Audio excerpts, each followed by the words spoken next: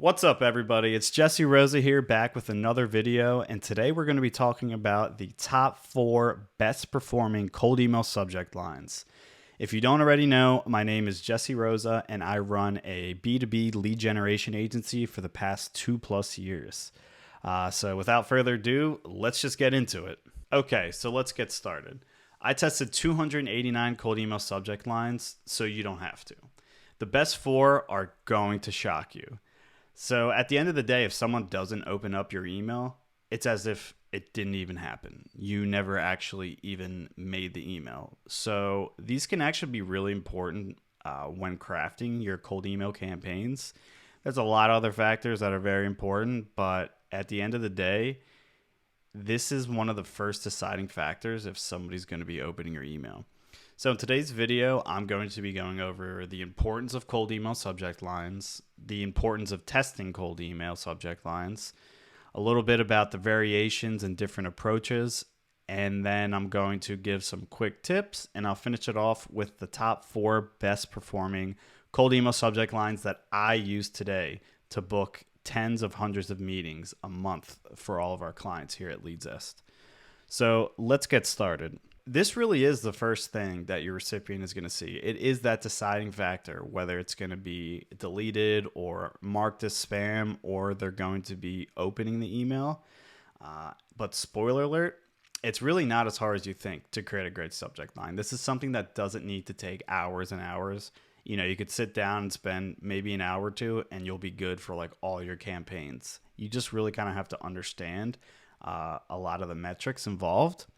So let's talk about testing these different subject lines. So there's segmented A/B split testing. You know, make sure to run your campaign and test various subject lines without changing anything else in your campaign. You can't change your offer and your call to action and maybe add a sentence here, but also change the subject line. You're going to be only changing the subject lines. This is the way that you're going to see, you know, what the actual difference is. And you can take a variety of different approaches, like try a different angle of persuasion, make a longer subject line, make a shorter subject line. And then at the end, you're going to see your data-driven insights, right? So you're going to see which one had a higher reply rate, which one had a higher positive reply rate, which one actually led to more meetings booked, which one actually had a higher open rate. Here are some things that you should keep in mind. So just because you have a high open rate on your email, it really necessarily doesn't mean it's a good thing. Like, yes, it's good, but does it convert? That is what's really the most important part of your subject line. Think about it like this, right? You're testing 2 subject lines like the following below. A, sales boosting opportunity. B, is this your wife? First name? Question mark. You know, I bet you money that subject line B is going to absolutely crush subject line A. It's an outrageous subject line. It's emotionally catching. You'll have the prospects bugging. But will this actually turn into replies? Maybe. They'll probably be pissed. Will it actually turn into positive replies? Absolutely not. But will it actually turn into meetings?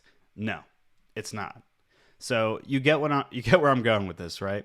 You can have some outlandish, outrageous subject line that will get the highest opens of them all, but are they really going to turn into something positive for you? They're not. So you really need to track like other metrics. You shouldn't just track opens. Because of this absurd example, it's proving that you shouldn't just track opens because, of course, this will have a higher open rate, but it's not going to benefit you. So this just shows that it can be worthless just to track your open rates. What metrics should I track then? You know, you should be tracking lead to meeting booked ratio. Example, you have a campaign, 317 people were reached and you booked 1 meeting. So you got the ratio of 1 to 317. So for every 317 people you reach out to, you are booking 1 meeting. You should also be tracking positive reply rate. Smartly does this phenomenally well. Reply rate really doesn't matter if they're telling you to piss off. You know, everyone could just be saying not interested, whatever it may be, and your reply rate's like 9%. But did you get any positive replies? You know, think about that. If you're testing completely different variations of the subject lines, make sure to keep note of the positive reply rates and also your meeting booked ratio in tandem with your open rates, because that's actually what matters and that's actually what makes dollars. Let's talk about Spintax and subject lines. Spintax is often overlooked in cold emails, definitely overlooked in subject lines. So the more unique your emails are, the more of a chance it has as not getting marked as spam. So by having 4 to 5 variations in your subject line, this will help you bypass the spam filters. If you send the exact same subject line out to hundreds, even thousands of people, saying like, "Hey Joe, more leads?" Question mark. You sent this out, to 20,000 people in 3 months. Do you think these ESP servers are going to track this? Are they going to see that algo and just see that you're sending a blank copy template to hundreds and hundreds and thousands of people daily, daily, daily? Well, the answer is yes. They're going to notice. You're going to start landing in spam, and then you're going to cry. Example here of what you should be doing to Spintax your subject lines. So I have quick question, one question, checking in, curious on your thoughts, line, first name. So by doing this, you will have a randomized subject line picked for the start of your threaded email campaign.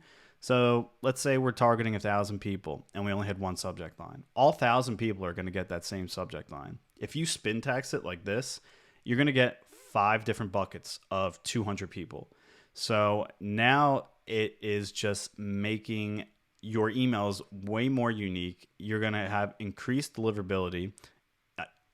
You should have Spintax also in your body and call to action and everywhere else in your email to make it even more unique. But you shouldn't have just a slated same subject line for every campaign that you never change.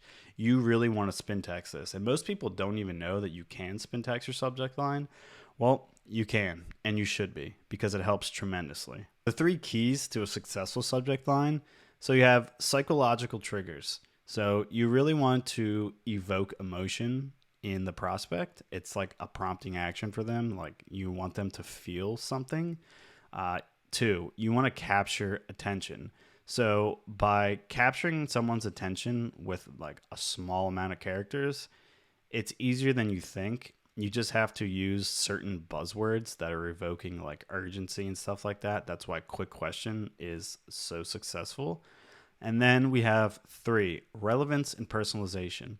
So it has to be offer relevant and personalized. So personalized meaning, add their company name or add their first name or add a product that they sell in the subject line. And you should be making your subject line somewhat offer relevant. So if you're going to save them money in accounting, like say like accounting key questions for first name, like that's a pretty good subject line because that's what they do. It's kind of like a curious like question subject line, like, okay, I guess I'll open this. And this really just results in higher engagement and higher conversions. So without further ado, we'll go over the 4 best subject lines that I've found. So to start, I have placeholder first name, is this for you? So Joe, is this for you? Jesse, is this for you? You're calling out their name, which will help it make like a more of a connection here. You're asking, is this for you? They'll think, is it what for me? What is he even talking about? Then they'll open the email. It's just evoking extreme curiosity. 2, so what if first name? You're using the first name again, which helps with building a connection.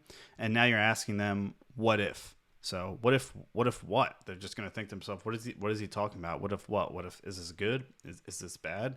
Then they're going to open it and then realize you're giving them a phenomenal offer, and it's going to start a great conversation.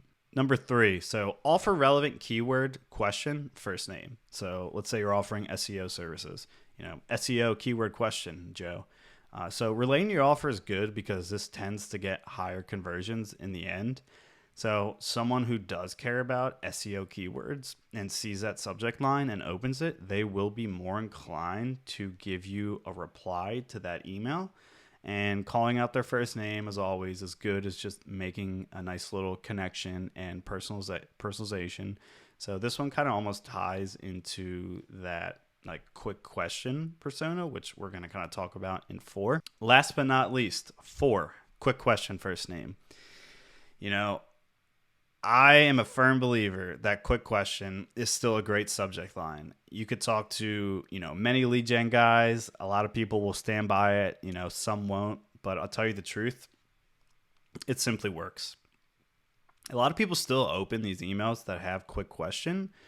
But A lot of people who use quick question have terrible cold emails, so they'll open it, but they're not going to reply because the offer is so trash. So if you have a great offer, a great script, and a great call to action, this subject line is going to rip. You can still get, 55, 65, 75 plus opens by just using quick question. But in my personal opinion, I would say to just throw it in a Spintax variation with a couple other subject lines. Don't just keep quick question and blast thousands of people, because I think this one probably will catch, more times than others from spam filters. So maybe switch it around, like quick question for you first name, quick question, comma, first name, instead of like just quick question. Like put a little spice into it, add some other variations. Like you can even do all 4 of these in a Spintax variation and just send away. So to wrap things up, test, test, test. Make sure you always test. Take a look at all the data you have, and always test multiple subject lines to really see which one is going to perform the best. As I said before, higher opens isn't always a good thing. Just because you got more opens doesn't mean you got more conversions. It doesn't mean you got more meetings. So don't make a subject line that's going to like rub someone the wrong way. Keep it offer relevant, personalized, evoke urgency, curiosity. Spintax. You have to use Spintax. I'm telling you, everybody needs to use Spintax. The more unique each email is, the better of a chance you have at not landing in the spam folder. So use the 4 to 5 variations of your subject line in every campaign for the best results. If you're putting Spintax in your subject line, your body, your opening, your closing, your call to action, your opt-out, you are just going to blast all the way past your competition. And as always, if you need more leads at a fraction of the price of hiring an SDR, book a call with us today at leadzest.com. And if you're not already following me, make sure to follow me on Twitter at _Jesse Rosa. Make sure to like, comment, subscribe to this video. And of course, blessed sending, lads. Thank you so much, and I'll see you guys in the next video. See ya.